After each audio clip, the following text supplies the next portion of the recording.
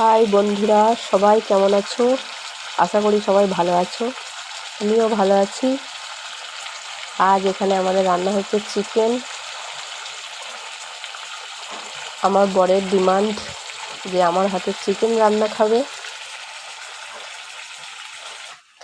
আমার বর তো বাড়িতে থাকে না, তাই এখন বাড়ি এসছে, তাই ওর ডিমান্ড যে আমার হাতে চিকেন রান্না খাবে। আর আমি কদিন খুব ব্যস্ত ছিলাম, তাই রান্না বান্না কিছু করতে পারিনি। তাই আজকে আমি রান্না করছি, চিকেন রান্না করছি।